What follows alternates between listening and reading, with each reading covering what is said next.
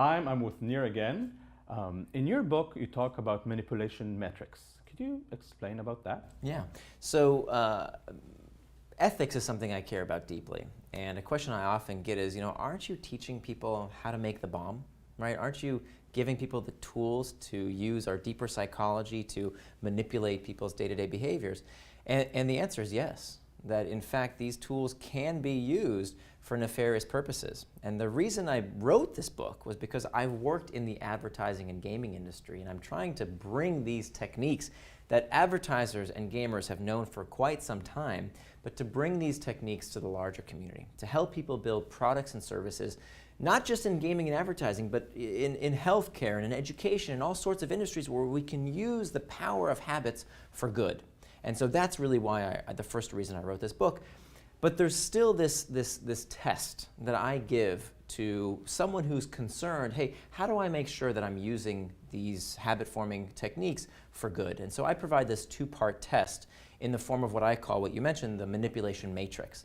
The manipulation matrix is this four-quadrant matrices where on one axis you have, do you believe that the product or service that you're working on is materially improving people's lives? Yes or no? That's the first criteria on the y-axis. Do you believe what you're working on is materially improving people's lives? Yes or no? And only you can answer this question, right? This isn't a test for you to judge other people or for other people to judge you. It's sincerely for this question of, hey, how do I make sure that I'm using my limited time on earth, right? How do I allocate my human capital towards something that can serve a higher purpose, that can do some good in the world? So that's the first question. But that's not good enough, because there's another question that I think is critical, which is, am I the user? Am I the user? So there's this two-part test. Now, why do I make people answer that question? That's what's on the x-axis, of yes, I'm the user, or no, I'm not the user. Do you happen to know the first rule of drug dealing? Never use. Close, yeah, never get high on your own supply. Very good. I don't want to ask about your background, but let's just go with that, right? That's the first rule of drug dealing. Never get high on your own supply. Right. So what I'm doing by asking makers to consider this question of, number one, do I believe what I'm working on is materially improving people's lives? And then number two, am I their user? I'm making them break that rule. Because if there are any negative effects to overusing this product, right? If this product is potentially addictive as opposed to just habit forming, guess who's going to be the first person to realize it? So that two-part test, I think, puts you not only in a good moral position, because you are the user of the product. Interestingly enough, it actually increases your odds of success from a business perspective. You become what I call a facilitator. If you can answer in the affirmative to these two questions, you're a facilitator. And it turns out that the companies that we talked about earlier, Facebook and Google and Instagram and WhatsApp and Slack and Snapchat, all of these companies, turns out, were started by facilitators. Doesn't mean you can't make money or have a good business in any of those other four quadrants. It's just that I think your highest odds of success, and you're also in a good moral position if you can answer yes to those two questions.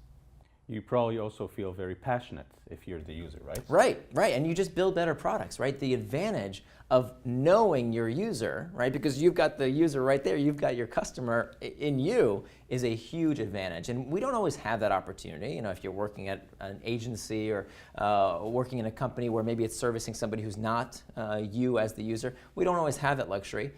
But then again, we always do, right? We could always choose what we work on and what we're going to spend our time on.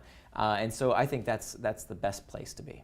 Can you give us an example of how you can use hooks for good? Sure. So a big reason why I wrote this book is because I want people to use the psychology of habits to help people live better lives. And so I actually do a bit of angel investing when I see these hooks in products that I think can actually improve people's well-being. So there's several companies that come to mind. One company that I'm a big fan of is called Pantry Labs. And Pantry Labs is trying to take on this obesity epidemic.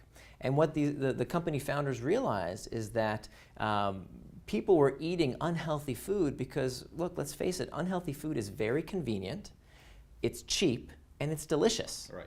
So how do we compete with a vending machine full of refined sugars that are bad for us, that we know cause obesity and all kinds of other problems, and that's the entire vending machine. So here comes Pantry Labs and says, look, we're going to take a refrigerator with a door on it, and we're going to attach kind of like an iPad-like device to the front. And you can open the refrigerator whenever you like. But as soon as you take something out of that machine that happens to be stocked with fresh delivered food. Every day the food is delivered fresh. It's full of salads, full of fresh ingredients that are very nutritious and healthy for you. As soon as you take out the food from the machine, it has an RFID chip attached to it, and your credit card is automatically charged. So now, for the first time, healthy food in an office building is as convenient to acquire as unhealthy food. And they're really changing people's lives, their day-to-day habits. It turns out that losing weight doesn't have to be about willpower. It's not, your lack of character, that you can't resist these temptations. It's just that if we make the behavior easier to do, which is a big part of what I describe in the book in the action phase of the hook, if we make that behavior easier to do, and we build a habit out of eating healthy food by making it as accessible as unhealthy food, that's all we got to do, right? We don't have to expend willpower. We don't have to do all this hard work. And that's really what's so beautiful about using habits to change behavior, is that when we use habits, we offload the willpower. It doesn't have to become a struggle anymore. It's something that we do day in and day out with little or no conscious thought.